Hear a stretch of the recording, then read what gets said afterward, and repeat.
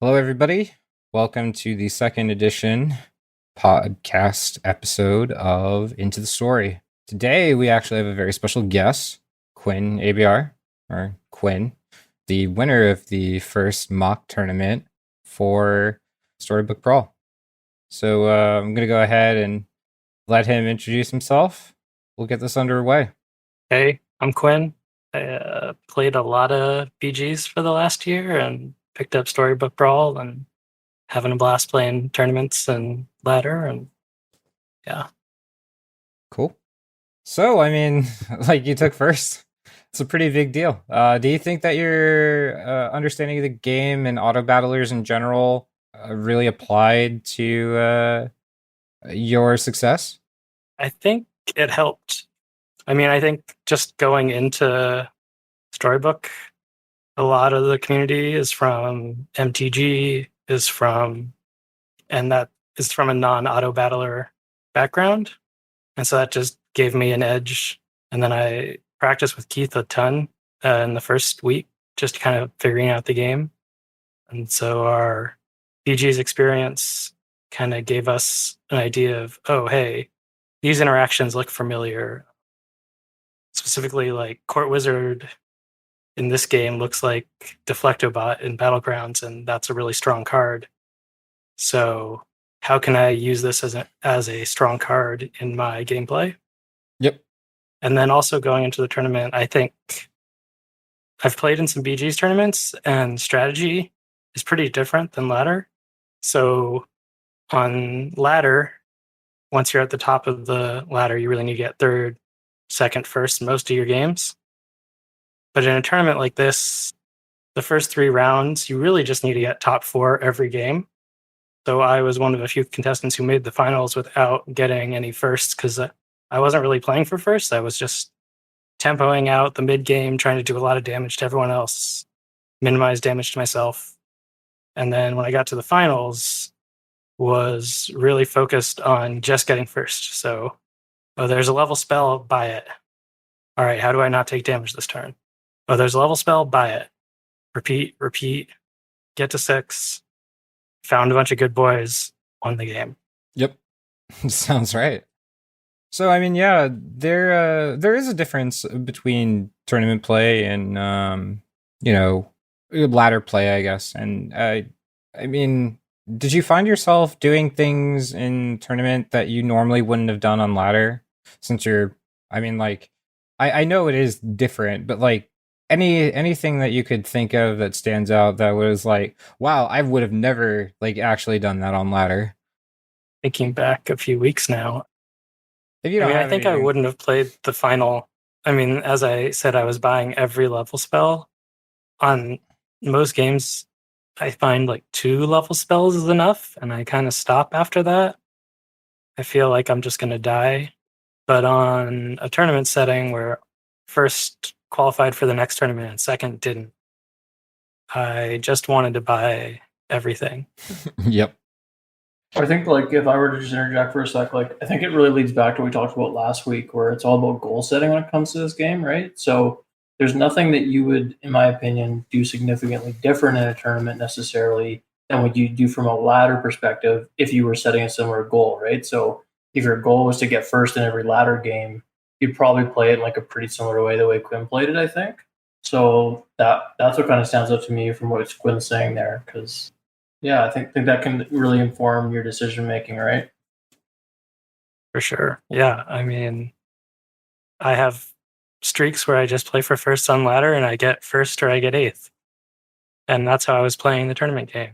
It's not my normal goal for sure. And I think most people's goal is to climb, which is Absolutely. probably involves being a little more careful. Yep. Yeah. Like I have some auto battler tournament experience playing TFT at least. So a Oh lot of the God, time, so boomer at TFT. yeah.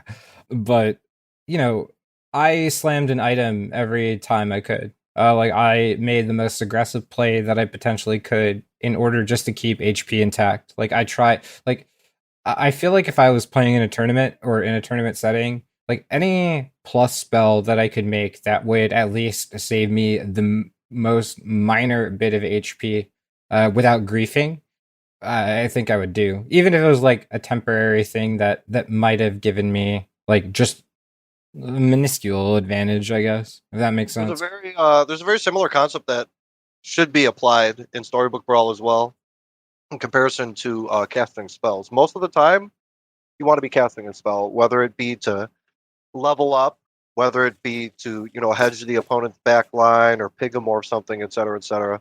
Almost always, the spell is going to give you some sort of edge where you're going to benefit from it. But you got to find the right spells to cast too. It's not like, oh, I see spell, I cast spell. You got to figure out which one would be the best for you in that scenario. Yeah.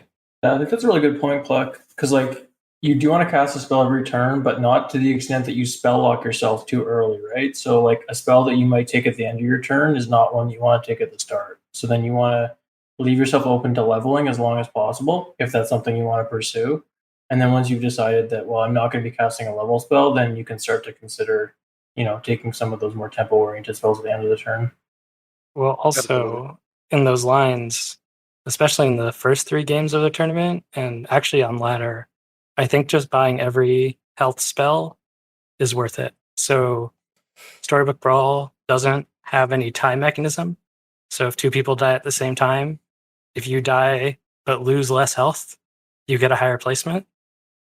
And that actually can mean that 1 HP spell can be really valuable. And I think in a situation where you just need top 4 every game, or if you're on ladder and you feel like I want to just climb, I think you just buy the spell. Just auto buy the 1 health spell. But then you get to the final and you just need first. That's not greedy enough. You need to save that gold for a level spell.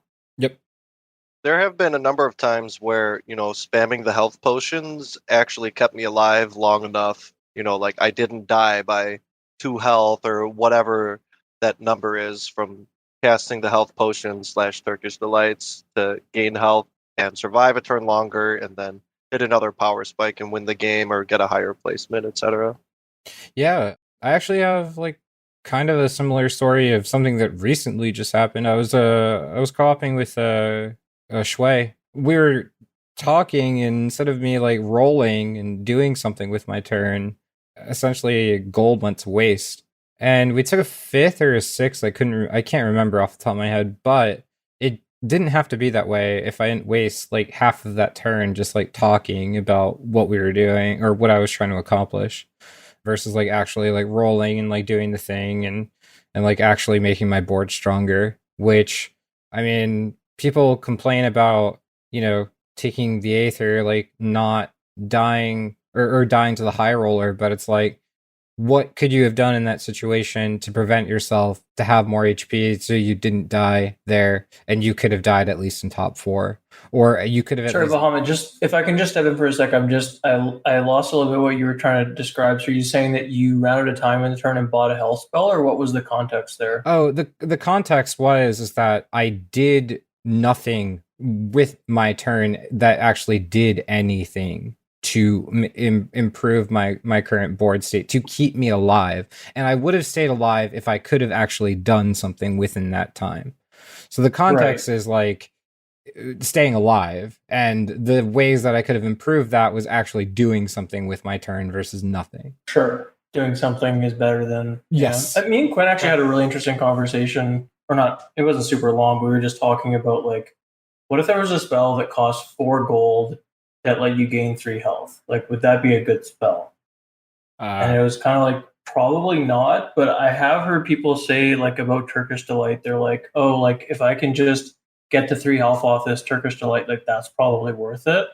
And like, my opinion, like I don't think that the opportunity cost is worth. But what do you guys think about that idea? I think the Turkish Delight is so good because I'm going to spend all this gold on a level spell.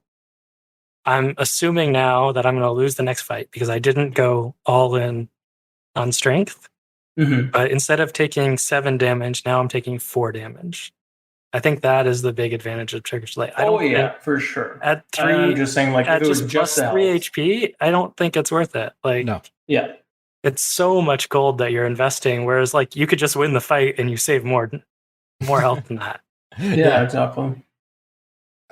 I mean, and that's what makes the difference, right? and we've talked about this on the last episode. Essentially knowing your position and posture in the game to be able to bring you to not take an 8th or take a 4th or take a 5th or take Get a higher first. placement than you otherwise would have. Yeah, exactly.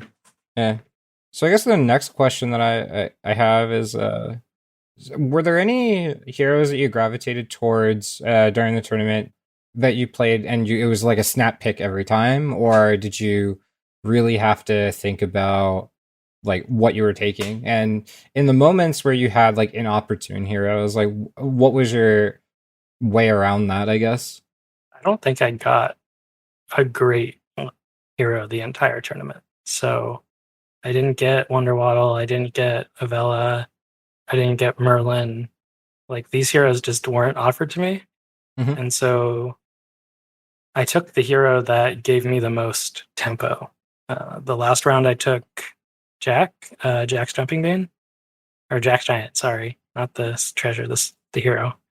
And he just gives you health, right? So he just makes your board stronger automatically.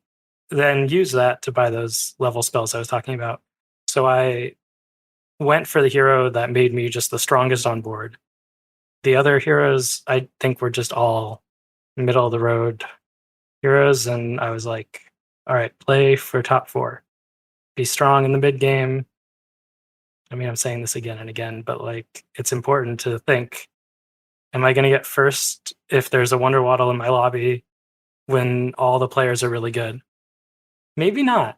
Maybe I need to understand that if they get to the end game, they're going to win. So what I need to either do is kill them early or just survive as long as I can. And so really focusing on just being strong every turn, not wasting my gold. Makes sense. I think one thing that me and Quinn have identified is like, I mean, we've talked about quite a bit in the past podcast and this one about like tempoing out or playing for greed, but we haven't really addressed any specific strategies necessarily. So it might be a good opportunity just to get into a bit of the fairy godmother discussion. Is that something that you want to talk about, Quinn? Sure. Yeah. Yeah. So in the tournament, and then for like a week after, almost all of my games, I played good animals into fairy godmother into endgame gump. And the reason that's so powerful is the godmother is the most tempo card, I think, in the game right now.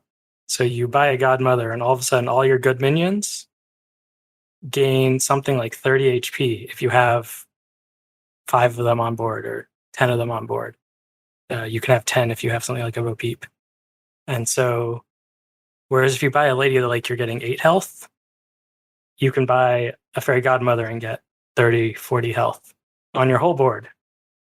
And so, hey, knowing that that's an out, buying a few good minions on your way up to 4 is like a really good strategy. So, oh, hey, there's a Bo Peep. If you're going to buy a Bo Peep, hey, there's a Hippocampus. They synergize really well. Hey, the rest of my board might be evil or dwarves or whatever. Oh, hey, there's a fairy godmother, and now I'm just going to go full good, be really strong, make it to 6 with a lot of health. Then I can find Good Boy or Bearstein or pivot to something else if I find it. Just really focusing on what that play is now. If you're maybe you're animals and you see a vulture, you do the same thing, but you're buffing 1 minion. So maybe you don't necessarily win as many fights. Or same with the evil queen. Yep. You are buffing 1 minion, and so you're not necessarily getting stats across your whole board, which maybe gets sniped by 1 strong minion on your opponent's board. And just for context, like, correct me if I'm wrong, Quinn, but that fairy godmother strategy was kind of what you leaned on when you were going for those top 4s in the first few rounds, correct? I think I played fairy godmother 3 out of the 4 games in the tournament. 2 of the first round games, and then the final. I even played it for the game I was going for first, right? So I'm buying greedy spells. Like, there's no downside to then buying a tempo card like a fairy godmother. It kind of works in both contexts, which is interesting. Yep. It's a really strong card. Yeah. You should see a fairy godmother and you should think, does this. What do make you my think board about better? that, Clark? I know you've had an interesting relationship with the fairy godmother. What about it? Well, I just know, like, basically, not to put words in your mouth, but my understanding was you didn't play the card a lot before, but as you were getting hyper focused on climbing, you started to pick it up a bit more. And I'm just be curious how that's gone for you. Like, I know personally, I lean on the card a bit too much, and I do find it a bit hard to objectively evaluate it. So how do you look at it in the game right now? Is it a card you like to pick up still? The card is insanely powerful. Me personally, and this is just like a mindset thing, I hate falling into like super meta things, right? Like, oh, this card's busted, it's a must pick. I hate falling into that. And I got up to like 4,400 without literally picking up Godmother once because I wanted to get good at the game in other ways rather than, oh, Godmother good, pick up Godmother, get tempo. But then I reached a point where obviously in that MMR range, if you don't top 2 or even top 3, or top 3 or even top 2, because sometimes you lose MMR at top 3. Yeah. Not picking the Godmother started costing me games, so I started picking it up more often. But yeah, it's a great card. It's a little too overamped right now, so hopefully they rework it a bit so that it's not as powerful. I agree that it is a little too strong at the moment. I mean, the fact The that obvious nerf is it shouldn't buff when it dies. Yes. Or The don't other give it obvious buffs when other issue- things die, right? Like, don't buff itself. That would be interesting too, I think. Yeah, the other obvious issue is getting Lance's quest off instantly with it by spamming good animals.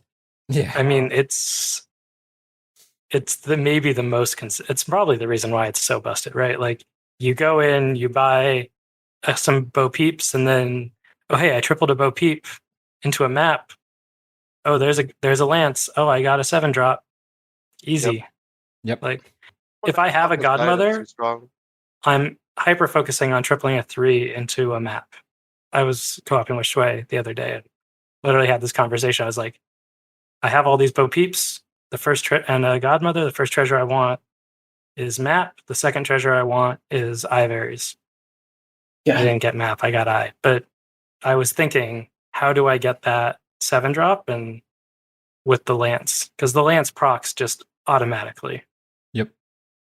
I do think like threes, this might be not a tangent worth getting into, but it does feel like to me threes are still somehow undervalued. Like, I think people understand that like fours are more situational, can be okay, twos are pretty weak, and like threes are decent. But like, to me, like there's so much flexibility in when you discover the threes and the treasure map out or the hat ball out, right? There's just like all these lines you can take, and it all kind of starts with like, what level 3 treasures do I pick up? Right. So I don't know if that's interesting. I think threes have fewer misses, right? So yeah, I situationally, all of the threes are really good, but situationally, a lot of the fours are not good. Yeah, I agree with that. I feel like a lot of the time, I know a lot of people don't necessarily like Horde Dragon, but like I don't mind it if I get a 2 treasure because it turns into a 3, essentially. And like that is just like you get to skip all the really, really bad treasures for the most part at the beginning of the game, and you can play like the better ones, and I think that can carry you through. You also never get boots or crown of animals. That is true. You do not get those. That is a fact. However, which boots are very good, and so is crown, as we've discussed. Yeah, Ivaries, that's an interesting pick, and like I highly value it, especially when playing with like Peep or Fairy Godmother or pretty much anything that has a big butt or is able to generate a bunch of tokens. Or range. Yeah, or range. Range is also very nice. That makes complete sense. Super impressive. I mean, because like I don't think a lot of people picked up on the Fairy Godmother strategy for a minute. At least when I hit 30, when I hit like 33, 34 is when I finally started seeing it. And then once I hit like 38, then I stopped seeing it. Or I kept seeing it, and that's all I saw. And I just felt like I was in a sea of Fairy Godmother, and everybody was just rushing to go get that good boy. I think it shows how good builds are harder to pull off, just like in a thought process manner. So I was playing with some other streamers who are a little lower in the 2K range and showing them how these synergies really work well together. Because you look at a Godmother and it's a 3 health buff. That doesn't sound that great. Like a Lady of the Lake is a 4 health buff just off the bat, and nothing has to die. So seeing those synergies is something that takes practice, and I think is also a learned skill that isn't necessarily obvious right off the bat, especially compared to something like Dwarves, where it's very obvious progression of cards. So it's lucky into greedy and bossy into angry into lordy. Yep. Or trees, it's like buy an ashwood. Oh, now I'm trees. Like those builds, and there's less thought into what are the cards that need to work with this, or what are the synergies that need to make this work. So that's why I think you see it at higher ELO ratings, right? You see it because those players are like, oh, these are the synergies. Also, Rolf, who's a BG streamer, he taught me this. Look at what your opponents are doing, and then do that. Yeah. Or maybe that was Champy. So mixing up all my BG streamers. Quinn, it's yours now. You said it. It's your. No, it's not. It's I think it's Champy. I think Champy said it. But Champy was like number 1 on the BG's leaderboard one season, and he's been playing Storybook. And he's like, oh, what beats you? You see that? Do that. And like once you get to those 3K plus ranges, you're seeing a lot of Fairy Godmother. Oh, that's killing me. I need to do that more. Yeah. I want to further enforce that statement with something that actually opened my eyes up to competitive gaming and getting good at video games in general. Very similar circumstance happened to me. I started off with FPSs on console. Played casually with a bunch of friends. One of my friends was MLG for Halo, right? I was raging at people hiding in corners with a bolt shot, which is a charge-up pistol that one-shots you if you get close enough, right? I started raging and yelling about it. And I was playing with my MLG friend, and he said, well, just imagine everyone's doing that, and then you can avoid that situation. Even if they don't have a bolt shot hiding in a corner, expect them to be doing that. I was like, huh. And like that, like I said, further enforces the whole mentality of like, these people are doing things that piss me off and are working for them. I need to do that too, and or play around it, if possible. Man, I identify with that thought like so wholly, Cluck. I want to like hug you right now because I've been in those spots before, man, where I'm just like, what you're doing is so toxic and abusive. You're a piece of garbage, right? I've been in this situation a bunch of times in Battlegrounds as well. It's like, man, that's so busted. You know what? I should start doing that. Yeah. That's kind of where, I don't know, I'll speak for myself only, but I think Quinn would agree with this as well. Like, I really enjoy like trying to find like, hey, like what is the broken strategy? And then I like to just like drive it into the ground, just like force it as much as possible. And like, I don't know. If it's too broken, then like that highlights the fact that it's too good and hopefully it gets nerfed. And if not, well, I'll just keep doing it. I don't know. I really enjoy that for some reason. Yeah. Keith loved Donkey before they nerfed it. Yeah. Click. Do you want to talk about how to counter? Because I think we should talk about how to counter Godmother after that. That's a really good segue, Quinn. It's really hard. It's really hard to counter because like the Godmother gets value immediately when a good unit dies, right? I think there are 2 good counters to Godmother because I get wrecked by them all the time. and I wreck people with them too. But the first one I think is just the Lightning Dragon. It's just hits the back line. Your Godmother is almost always on the back line. You hit it, it dies. Oh, hey, their Lance didn't proc this turn. Perfect. Right. The other one is Mummy. Godmother is a 3/3. I believe she has 4 health. 4 or 4/4. It's a 3/4. She starts as a 3/3. 3/3. Yeah. So she dies if your Mummy goes off first. So Mummy is a very powerful card already. And so it's a very good counter to the Godmother. Also, if you have a godmother, maybe you should be thinking about how do I get my godmother out of mummy range. I think that's the only thing you should think about once you have it. Well, here's what I was going to talk about too is regardless of those two things, mummy gets so much value, like an insane amount of value off of one good unit dying, right? And then now you can't really hedge her easily unless you do something at the beginning of the fight like a lightning dragon or a mummy. So I feel like we need a solution to that. I may be wrong, I don't know, but these insane amount of health stats in the backline is ridiculous.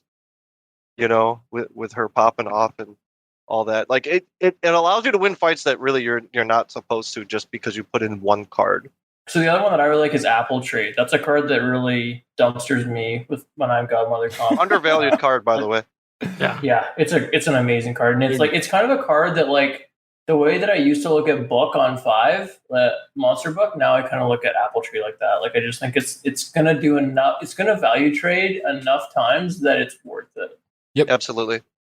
Yeah, I think Apple Tree is like. I mean, it's definitely situational, right? Like, if you have a strong enough board, I mean, yeah. I like I said, it's like super situational. There are situations where I wouldn't put Apple Tree in, I guess. Absolutely. And I guess this is kind of my point with like trying to figure out a spot for Godmother too, right? I feel like Godmother should be a card that you pick up situationally, and situationally it's good, not like 99% of the time it's good. Right. Is the situation that I'm on tier 4? Is that one I should pick it up? It's like picking up Mummy. It's like, oh. Well, I think this is important to remember. In an auto battler like this, there are no hard and fast rules, right? There's no situation where you always do something. Right, but not always, but you get the point I'm trying to make. Yeah. Like, if you don't have good minions on your board, don't buy the Godmother and pivot. Absolutely, but if you get the relevance.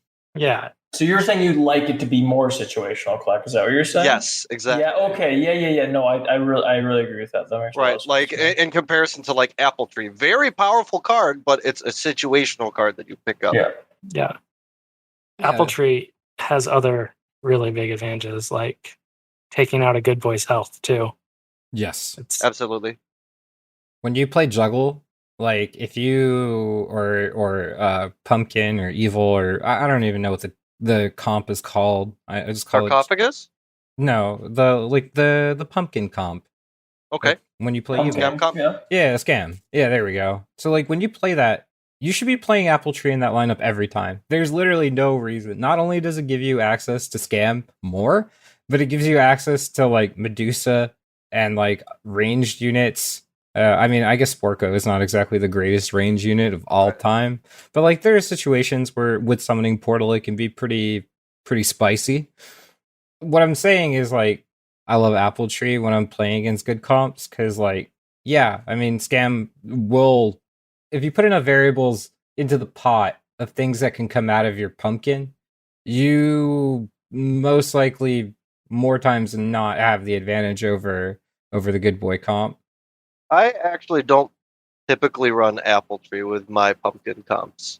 Scam comps, sure, but pumpkin comps, I don't like diluting it with the chance of hitting the 4 drops out of the pumpkin because although Medusa is good, there's a lot of misses. Sure. Yeah, you can whiff with it. I'm not saying like that's impossible, but that's, you know, and you do want to go for a majority of 6s.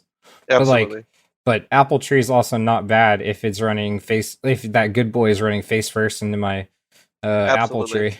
I think how I would kind of sum up that whole thing is that like there are a lot of situations where I don't mind picking up Apple Tree, but ultimately, unless I'm looking to hedge to go into like evil trees or something, I'm probably looking to upgrade that to a 6 at some point for exactly the same reason that Cluck mentioned. Yeah. There's too many outs on 5 compared to basically just Medusa being the out on. So, or the pumpkin. And it's a 0-20, right? So if you don't hit something with a lot of health with it, you're really weakening your board. Yeah, absolutely. Yeah. Kind of weak to tokens. I mean, we could just talk about Apple Tree for a while, but I think that kind of sums up that counter pretty well. And then I just think Lightning Dragon in general is just an underused card. Like I think some of the Godmother issues is just like people not playing the game correctly in a way. Like no offense to people, right? But like there's a lot of just like issues with the way that people tend to approach the game currently. And some of those are solved with like higher level play, and some of those are solved just by like people learning. But maybe it's an interesting segue, Quinn, into with this new tournament coming up. How are you trying to prepare for that, knowing that ladder may not provide the best training ground based on the conditions offered? Yeah, mostly gonna be co-oping with people, and then there's also a setup for some high-level players to be queuing into each other. A lot of the tourney competitors on Saturday played together. Yeah. In some lobbies, and those were very different. Actually, I think I found them easier, at least at judging my opponent's strengths. Yeah. Like, and I've seen this in tournaments before. In a tournament situation, your opponents are going to do the right thing every time, and you know that. So you go in with a better understanding of how strong your opponent is each fight. And I think for me, that really helps. Like on ladder, I don't know if that guy did a full tempo play or did a full greedy play, or what you should do is probably something in between most games. Or maybe it's 3 a.m. and they're just not playing very well. Yeah. Or maybe they were like, oh, I can make a 600 health tree and get second. Cool, let's do that. And then you run into that on 10 gold and you're like, I can't kill that. And that happens less. The surprise plays in a tournament or or at least has been happening less in the practice games, and I assume will happen less in the tournament. So I'll do that, and Keith has said he wants to co-op, so we'll co-op some. Nice. I understand. You don't expect the unexpected when you're playing in a tournament like that, you know? Like, I mean, there could be somebody that just hits like this outrageous spike or something, but you have to judge. I mean, like your judgment, it could be a little bit different, varying, right? Like more familiar opponents in part of your lobby, you're able to you're able to understand it. Like, are they going to be strong or are they going to be weak? Like, whenever I see like certain people, I'm like that person's probably going to be extremely strong, and I probably shouldn't like underestimate the power of their board. And you know, I should probably play my strongest board the best that I can without sacrificing too much. Which actually, I have a question about for you, Quinn. How do you feel about potentially making your board weaker for things like Adventurer, Grimsoul, Polywoggle, things like that? Okay, so in one of those practice games last weekend, I got 3 Polywaggles before I leveled the first time to 3. And I just held them. I held the triple in hand. I took it. I knew I was going to be weak. It's not worth it to take a 3 drop there. I just wanted a golden 4. And I took a lot of damage. Like on ladder, maybe you take 10 damage in those first few turns. I took almost 20 damage in those first 3 turns. But then I triggered my poly and got a golden grandmother. I knew that golden 4 was probably going to carry me. I didn't know it was going to carry me that hard, but was probably going to carry me. And so I accepted that early damage, and it paid off. And so high risk, high reward. High risk, high reward. I figure in a tournament situation, I'm going to need to play for first, at least the last game if I make it. So I should practice those situations where I really get that high reward. Gotcha. Yeah, that goal setting piece is huge. Yeah, that's knowing what you're trying to practice for, and then playing for that as opposed to just arbitrarily trying to like play best board every turn or whatever. Also, poly is way too fun. I mean, all right, everybody thought I was insane when there weren't as many poly players, and I forced polys every single game. Look at the meta now. Yeah. Like, I mean, Grimsoul poly on 5 is kind of broken. Right. But still, like, you get my point. It's your like, fault. It kind of is. Everyone followed your. Everyone it's followed 100% your fault. You kept beating them with poly, so then they just all started playing poly too. Yep. But Poly's innocuous, right? Like it's the kind of card that your opponents don't always see. That's the reason that you're stomping them. Like they can, they can guess sometimes, but I do think it's a bit tough to tell sometimes. Which I don't know if that's like good or bad from like a design perspective or gameplay perspective, but it is interesting, right? You don't always know how they got that Golden Oni King. Yeah, I'm hoping they'll add a banner underneath like BG's has that tells you where all the upgrades or buffs come from. Yeah, that'd be kind of neat. I sick. actually was curious about that a while ago. I mean, if you're on tier 5, I'm pretty sure you can guess that it most likely came from a golden Polywoggle and a Grimsoul, or it got kissed.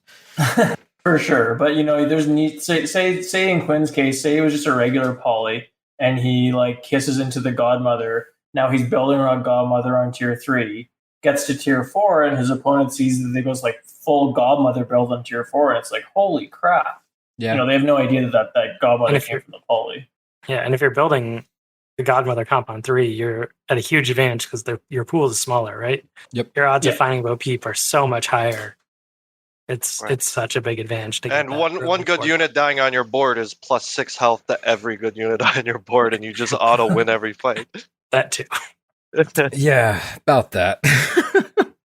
Especially when it's gold. The game is still in its infancy. There are going to be more tournaments and things to come. How are you guys feeling about the current churn of content and balancing and things like that? We have a patch coming tonight. We don't know what it is or what's in it yet, but it's coming. I've seen talk of a Waddle nerf and a Good Boy nerf. Okay.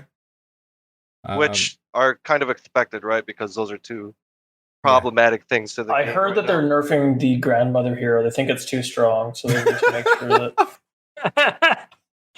Yeah, I heard they're nerfing Snow Angel too. I think they got confused and they thought that they were nerfing Godmother, but they're actually nerfing Grandmother. Yeah, because she's the best hero in the game, Keith. Yeah. Yeah, they're. I love how that was a running joke with us because you said she was good. I'm like, you're out of your mind, and then I'd pick her as a joke and top 3 with her every time I play her. I'm like, wow. I think Kleck might like Grandmother more than I do at this point. I think possible. I do. I don't know if I've ever picked her outside of Mass Change. Yeah, I literally pick her almost every time I see her now. Oh, well, it's because I'm always in your chat, and if I'm in your chat, you always pick her. So yeah, true. Have y'all get to play Mask into Skip into Gwen or into something else? Because I did that today, and it was so fun. And I was level. Masking into Skip is just busted. Like I was level 6 on like. I don't know. Everybody had 9 gold. Also, skipping into Mask is pretty good too. Like I've seen people like swap into Grandmother as Skip, which is disgusting. Yeah, that's actually gross because you get your HP advantage back, and that's what I was gonna also say is like masking into Grandma's like the nuts. I had a cool interaction on one of my last couple games. I don't know if you guys saw it. I had Wand of Weirding and Mimic, and I cast Dream. Yeah. And I swapped heroes 4 times with one cast. I was panicking so hard. I was like, what do I do? Did you pick 4 separate heroes or what? Yes. So you just like spam click the first 3, right? Or what? It was 3, but still. Okay. I've done the double thing.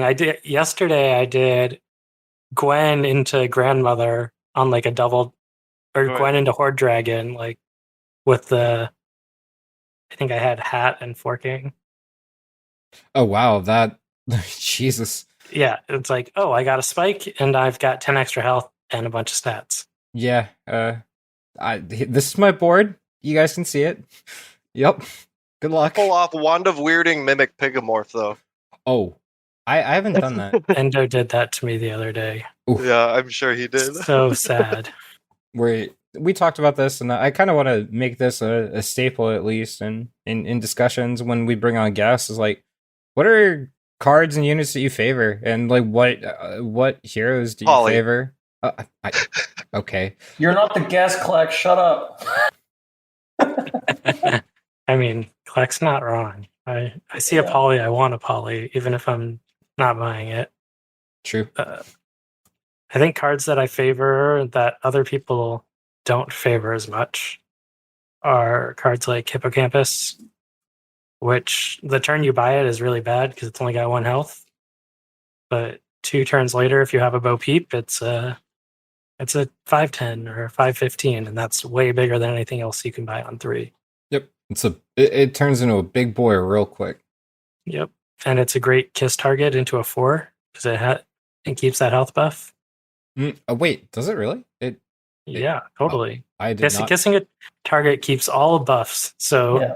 it's something that's just very broken.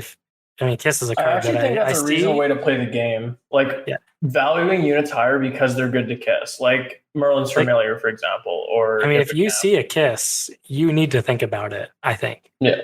It's not necessarily a buy every time you see it, but you should look at your board and say, is there a card that I'm not leaning on too heavily?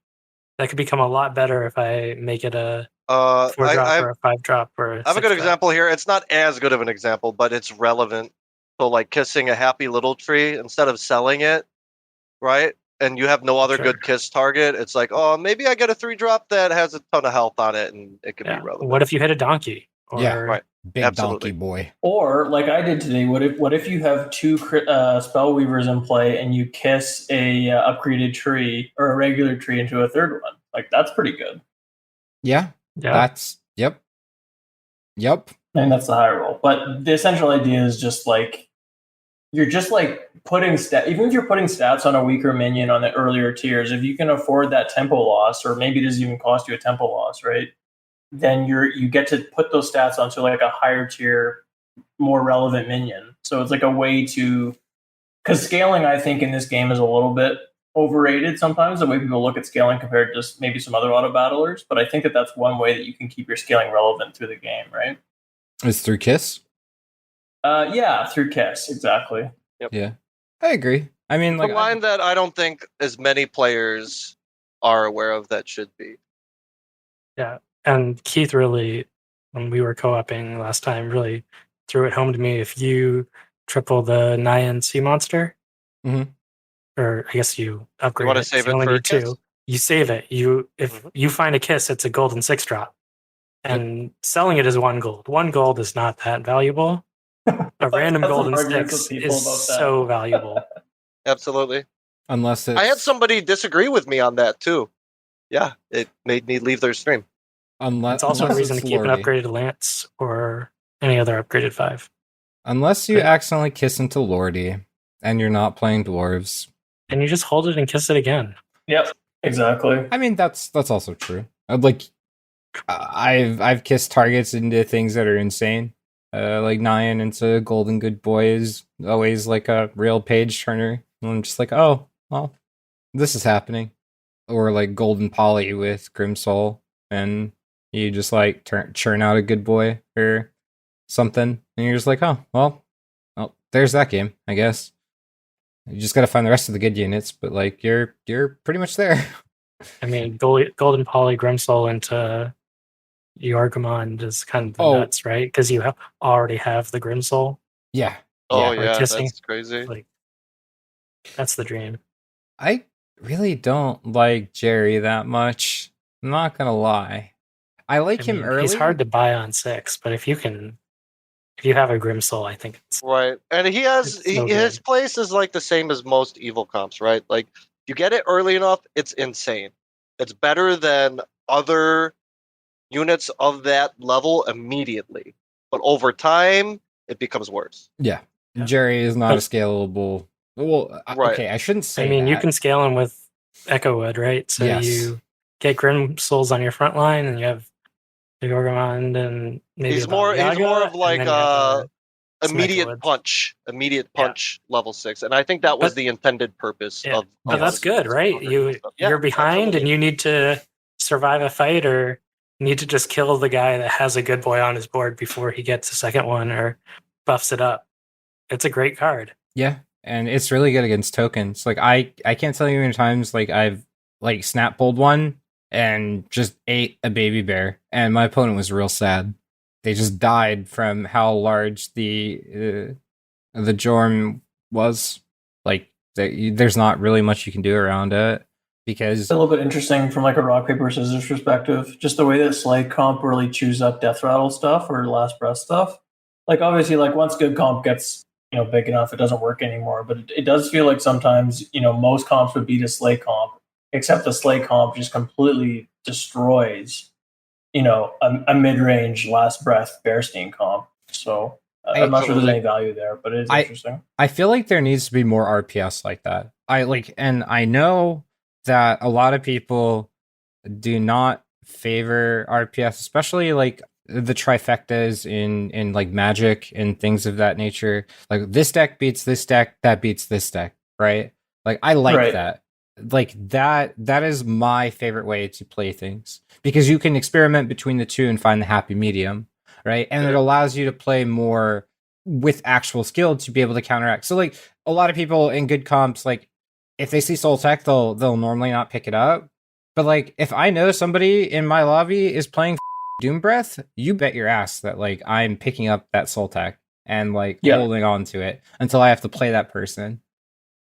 But even within good comp, right? That's something that I've kind of accepted that good boy is like just the best thing you can do right now. Like trying to understand the art of playing good boy comps, right? So if you run into a Slay comp early on, even if you have a Bearstein, like maybe it's not actually worth building around that synergy. Maybe you should be more focused on like Princess stuff with Court Wizard, or I'm kind of talking out the top of my head, but the idea that like within good comps, there is quite a bit of flexibility with which pieces you put around the good boy.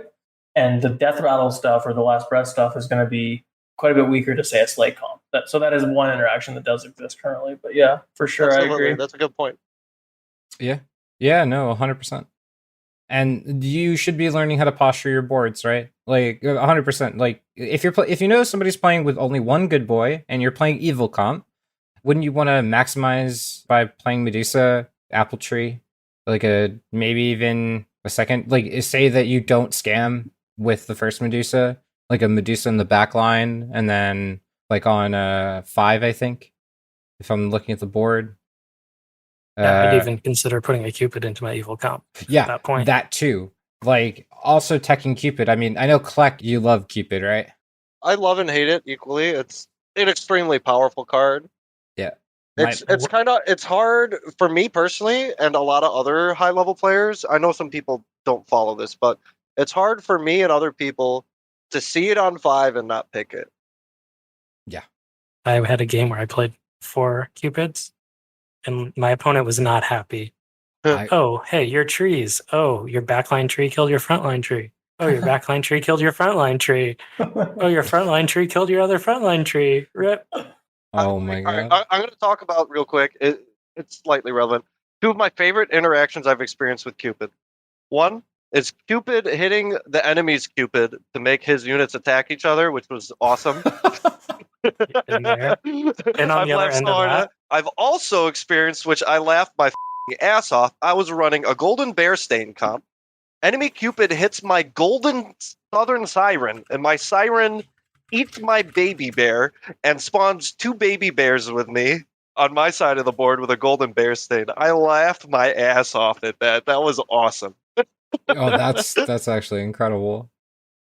My favorite Southern Siren interaction of stealing your own minion and then bringing it back. It feels real good when that happens. You're like, oh, it has low HP. Oh, hey, look, it's a full HP again. Sick. I missed the 50-50, but I once had the opportunity to have. I attacked, so it didn't happen, but the opponent, his Cupid could hit my Cupid, and then I had 2 Cupids left, and they just would have attacked each other back and forth. Forever. Until one of them died. Oh, that's because they were really high health because I had a fairy godmother. Oh my god, it would have been so funny. We do only have a couple of minutes left, so I just want to give some time for any last second questions that you guys have, or any additional comments that you'd like to make on that. And I would also like to thank you, Quinn, for stopping by and hanging out with us for the duration, and I hope it was an enjoyable experience and you enjoyed Kleck's hospitality. But only Kleck's hospitality. What was I hospitable? It's a joke. I think the word is hostile. I think that's the word. Yeah, that sounds more accurate. No, I think that's more Keith and Kleck's just normal interaction is just a little hostile. I legitimately think people. Not to go off a complete tangent, but I'm pretty sure people in Kleck's chat think that we like hate each other or something because like Well, all people we that do is aren't rip on each regulars. other. Yeah, people that aren't regulars, because I'm always like, shut the f up, Keith. Oh, it's so great. It's like watching that show with oh god, it was a really old show, and I can't think of it right now. But Beavis and Butthead? no, yeah, I mean it's pretty much like that, but no, it's I wasn't going for Beavis and Butthead, but we'll just end it with Beavis and Butthead because that's pretty much what it is. Also, there's another running meme on Twitch that me and Quinn are the same person. So this podcast could serve as proof that we are separate entities. It could also serve as proof that we are the same person. That's true. True. Yeah, I mean, I'm having fun talking to Keith and others who enjoy the game is half the reason I enjoy auto battlers right now. Yeah. Thanks for having me. Yeah, no problem, man. So I would love to get more people on here and more participants and big minds in the game. And you know, like you I mean, you won the first mock tournament. You played against some really good people like Trinet. You played against him, right? Or was he not in your pod? I think Matt Oblivion was in that tournament too. And Brian of Nazareth. There were definitely some good players in the tournament. For sure. But also it was open, right? So they just randomly chose 24 people, which means it wasn't necessarily the highest level of play. No. Well, all I gotta say is you guys are lucky I wasn't in the tournament. Yeah. Kleck, I am so happy you weren't in the tournament because you would have totally just hit a poly into something on the last game and I wouldn't have stood a chance. Poly wasn't abused as much back then. Yeah. I had the upper edge. Like format wise, it would have been really good. I think I would have gotten to 6 before you ever polyed something, but fair. It's a scary thought. Any wrap up questions for Quinn?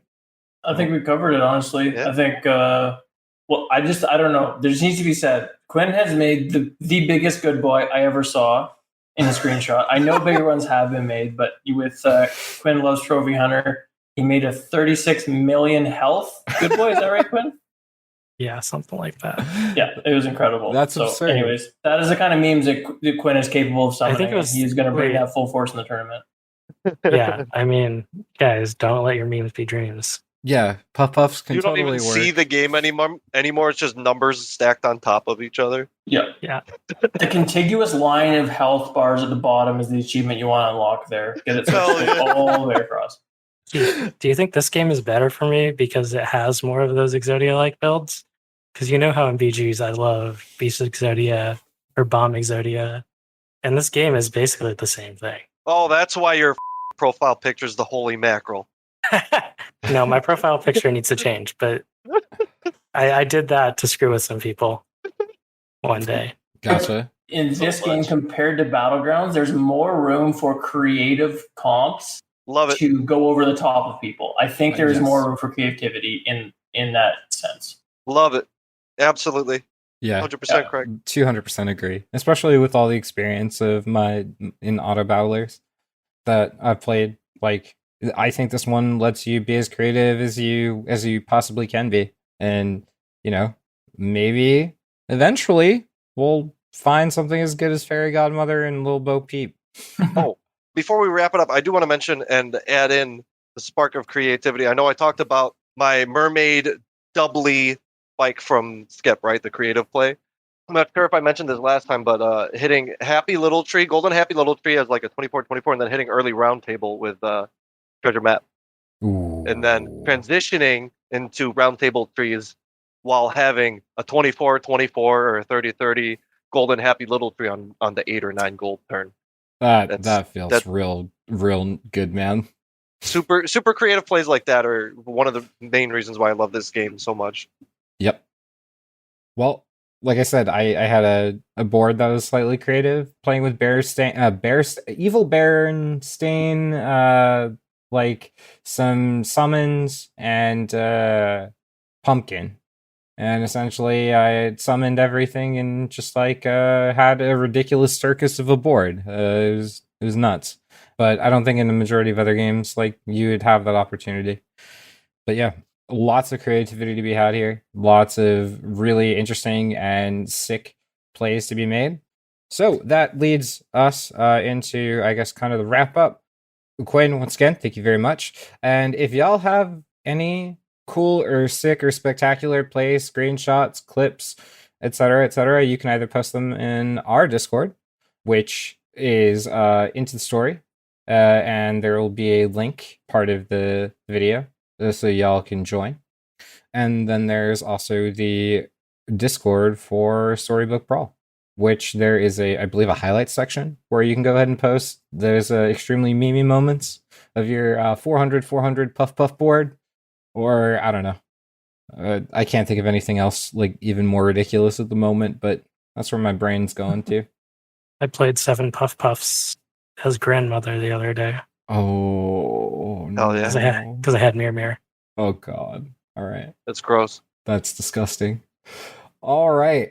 With that being said, and I having to hold back my internal vomit, I'm going to conclude this. Thank you once again, and don't buy an egg. Like, follow, subscribe. Thank you guys. Bye.